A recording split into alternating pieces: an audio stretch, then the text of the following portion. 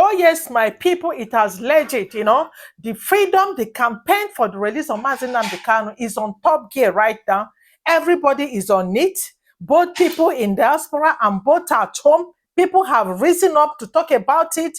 We all know that Sowere, one of the best friends of Nnamdi Kanu, is championing this protest, this peaceful protest for the release of Nnamdi Kanu.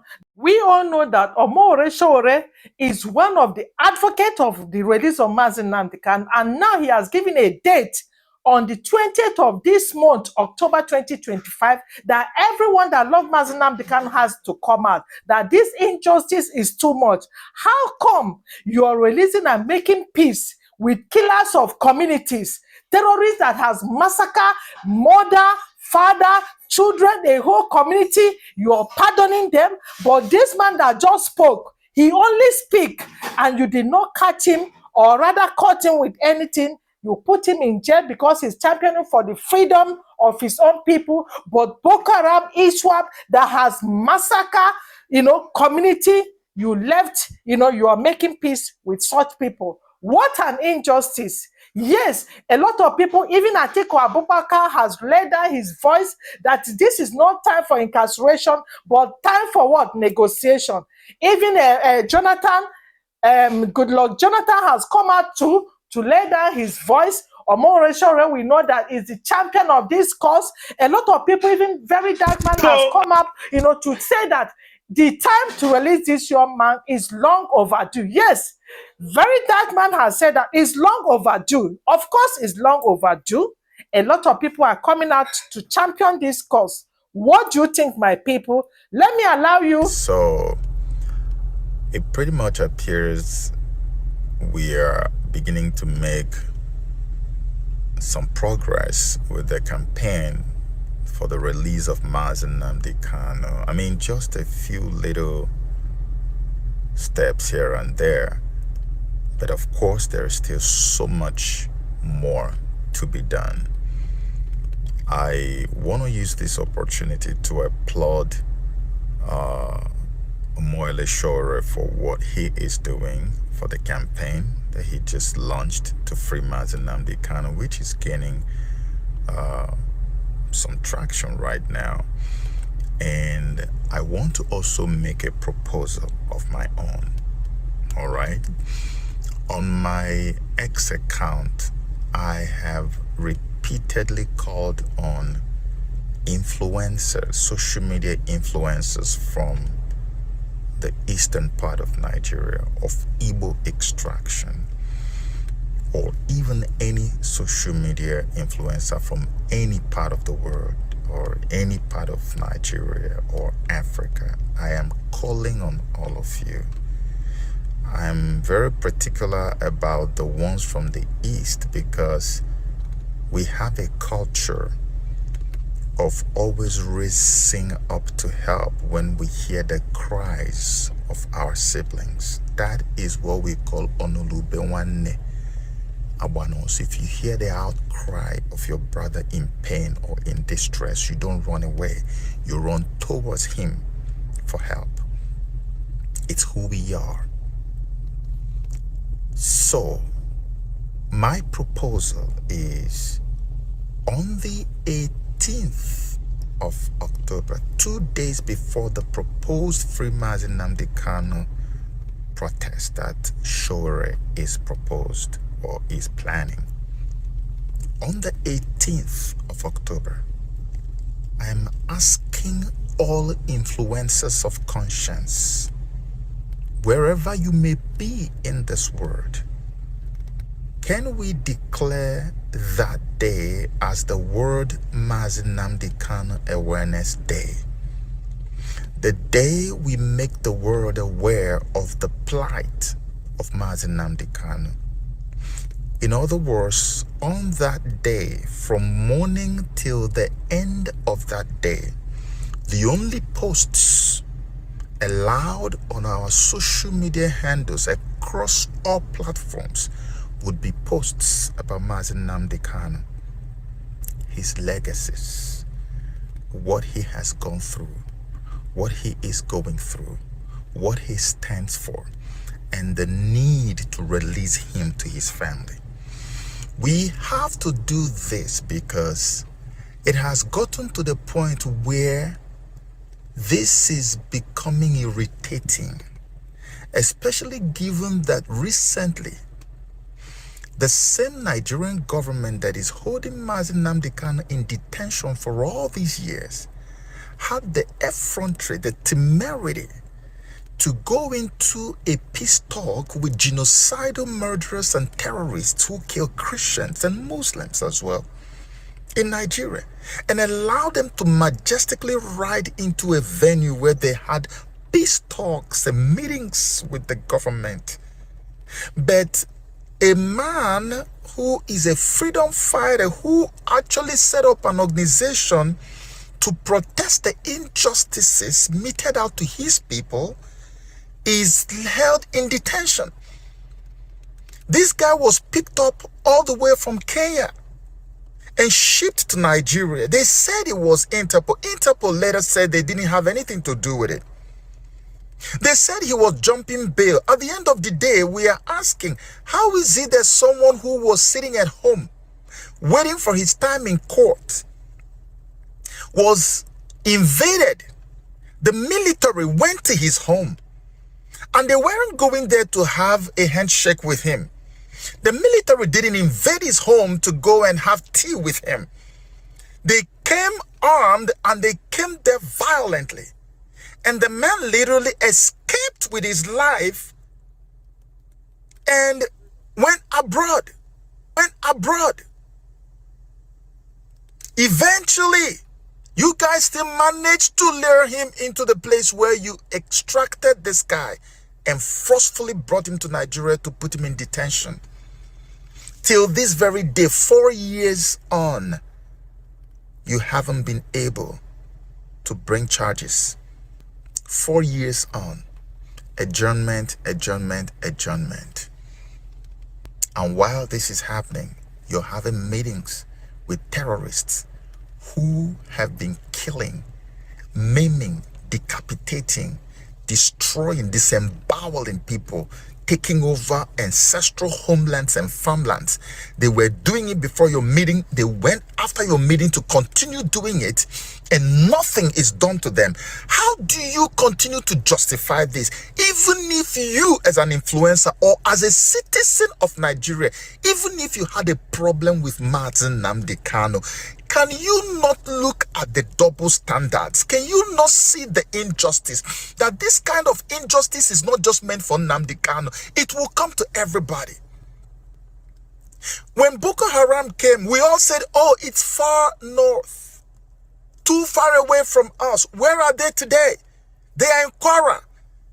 They are residing in Benue State. They've taken over local governments that once belonged to Christian farmers, and they have renamed them after their own names. And they are spreading further and further down south. Because we saw it then and said, no, as long as it doesn't concern me, I don't need to bother. This is the tragedy of what has happened to our people in Nigeria. It doesn't concern me. That's for them.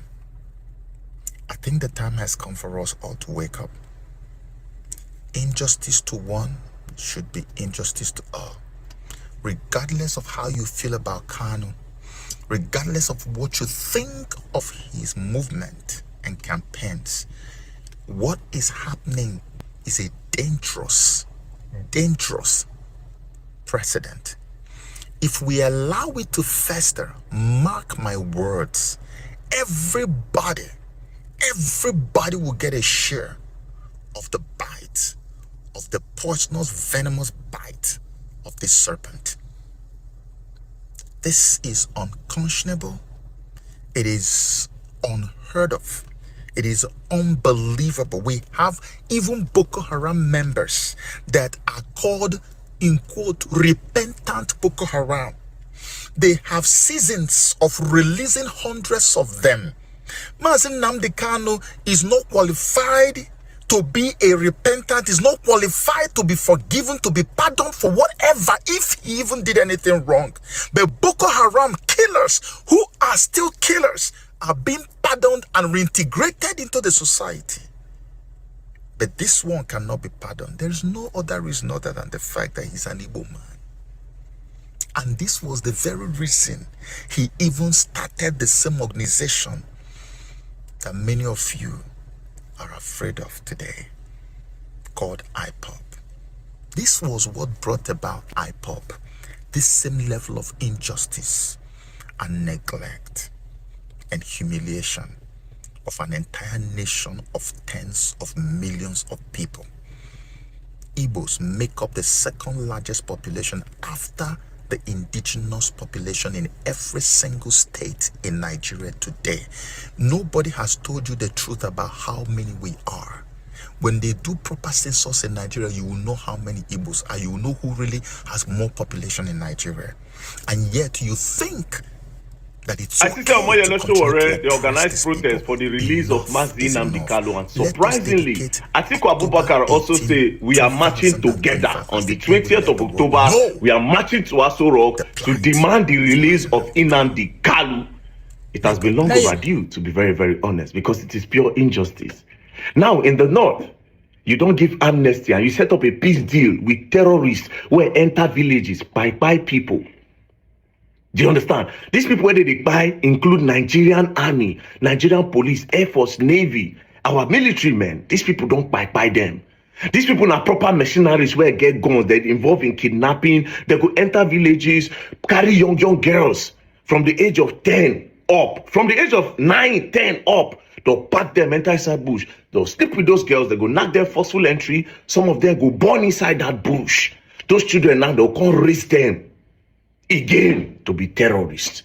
And at the end of the day, these people were not supposed to buy, when I bring them, give them peace deal, when I give them amnesty. Then on the other hand, there's a guy called Nnamdi Kanu, where when I say when I carry for treasonable offense, when I say in they instigate violence, you understand? And you say he said a couple of things, right?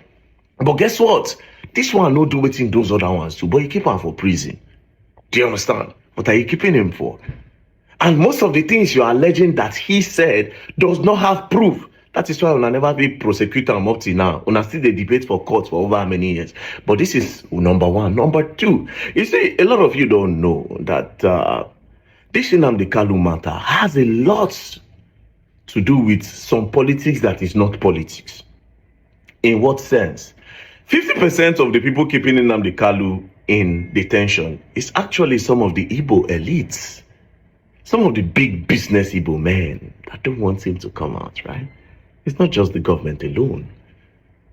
Some of the big business Igbo men, because they see it as, if this guy comes like this, our business is under threat. Because his fights, if this in fights continue, bro, it's going to be a problem for us. I don't know if you understand. That's why you see that the big business Igbo men, they will not put their mouths, they will not lend their voice for Nnamdi Kanu. See him as even their media spaces have been controlled, right, by this elite. You shouldn't talk about Nnamdi Kanu or talk about his release. Do you understand? Now when we say they won't go protest now, we're not sure, right? If any Igbo won't try to join, it gets media team where they don't set up. Those media team will just go online, go the right, say they are planning to set the Igbos up so that if they go and protest, they go by them. They want to reduce the numbers of the Igbos. They want to. That's what you see all over social media. Sowere have been used so that you will draw the Igbos out. Let the government. I will expect that to come soon. Analysis. Don't talk. This guy has been in prison for over how many years? Other people will do worse than waiting that they allege them, that they give them peace deal, that they free them, that they go their house. But this guy man dey for sale.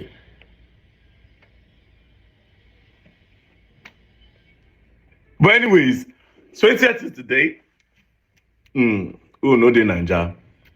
20th is the date. For me personally, what am I trying to say? From my own angle, right? It's simple.